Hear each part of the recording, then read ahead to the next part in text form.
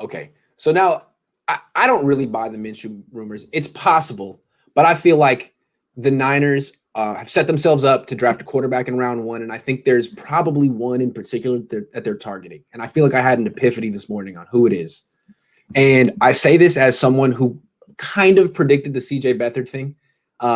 In 2017, I had him in at least 2 of probably 17 mock drafts. So I was aware of CJ Beathard, and I had watched his film, and I realized, look, I mean, his highlights are him under center doing play action, rolling right, rolling left. It's like the 3 things that the Kyle and Mike Shanahan brain trust need to see.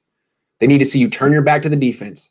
They need to see you throw rolling right. They need to see you throw rolling left. If you can't do those things, they feel they don't fit. You don't fit their offense.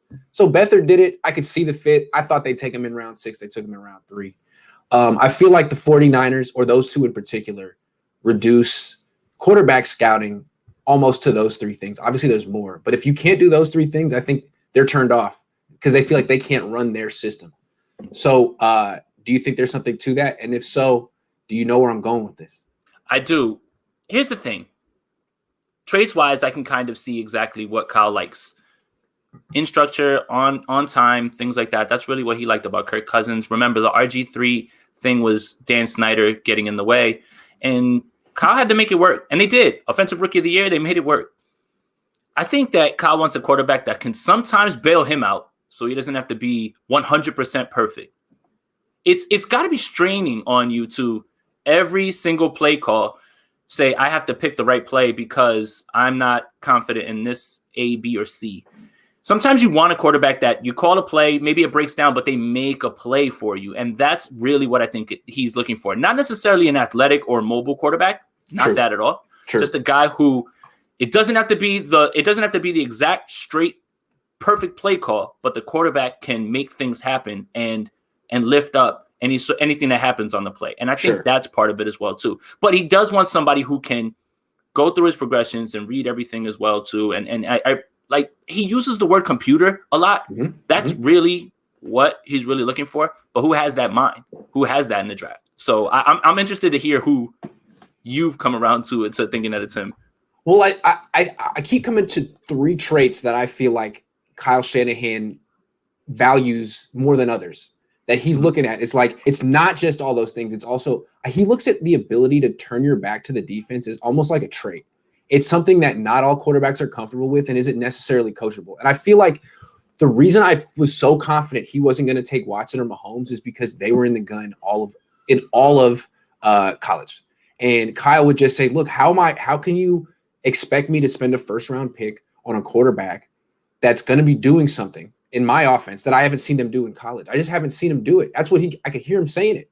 And maybe that's not the best way to scout quarterbacks, but he's very rigid in his offense. He needs it to fit his offense. So he's going to look for a quarterback that is comfortable and tough, because it requires a certain amount of toughness and courage to turn your back on the defense and not know where anything is.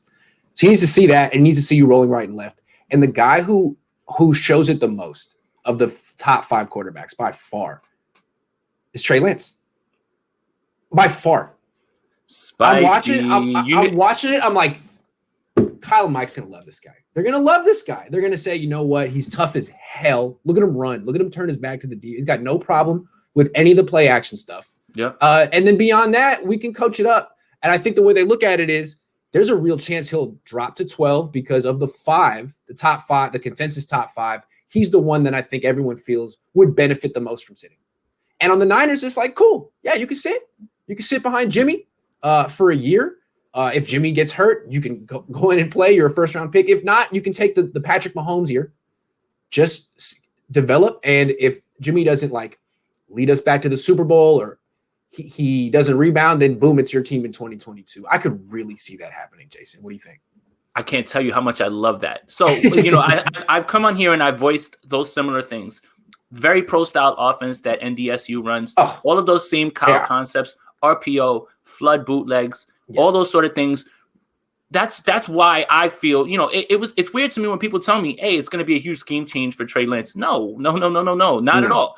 No, the only thing that'll change is the verbiage. Everything else as far as the concepts and what's run, when you run the bootleg and you run it with Flood, there's a throw at each level. You get to pick 1, 2, 3, either deep, and it's a staple of McVay, all those guys, the same sort of offense. You're preaching to the choir here. Don't get me excited, and don't. I'm not saying that it's necessarily going to work out or what I would do or it's the best move. I'm just trying to think like Kyle and Mike, and I did it in 2017. Somehow I channeled their thoughts and found CJ Beathard, and I could see their thought process. I got to see these 3 things. How can you expect me to say he fits my offense if I can't see these 3 things? You can see it with Trey Lance. You can see it all the time. Rolling right, rolling left, turning his back. He's super duper tough. One more thing about Trey Lance too, as well. Man, when you're talking about run heavy team, play action, throws to open guys. It was in one of my mock drafts. I think that counts. So rolling right, all those things, rushing ability, running offense, play action, all those things. That sounds like somebody we know, right? Like right now. Not that he can run like that, but I hear complaints. All right, he's throwing to wide open guys. Oh, they run the ball all the time. Sounds like somebody we know. And that plays for the, he who shall not be named gets guys wide open all the time and all those things. That's so right. You can't in one breath tell me one thing about somebody and then use it as a negative for somebody else. That's yeah. I just feel it's a good fit. The guy needs to sit a year. He can sit on the Niners. And if he falls to 12, I think they'll take him. I'm not sure he will fall to 12. And I'm not sure the Niners will trade up for him. I don't know if they want to make that kind of a move with Jimmy still on the team. But if he falls to 12, that's my prediction. I think they even would have him over Mac Jones. I watch Mac Jones. He's in the pistol a lot. It's not quite the same. Look at the quarterbacks on the Niners right now. Josh Rosen, he was under center in college. Josh Johnson, he was under center in college. He played for Jim Harbaugh. I don't think Kyle's really changed that much. He really values the ability to line up under center and do those, deep drop backs where you just turn your back. So something to keep in mind. Kyle Trask, I don't think he ever did it. So you can just pretty much write him off. Never going to happen. Now, other people did. We'll talk about that in a second. But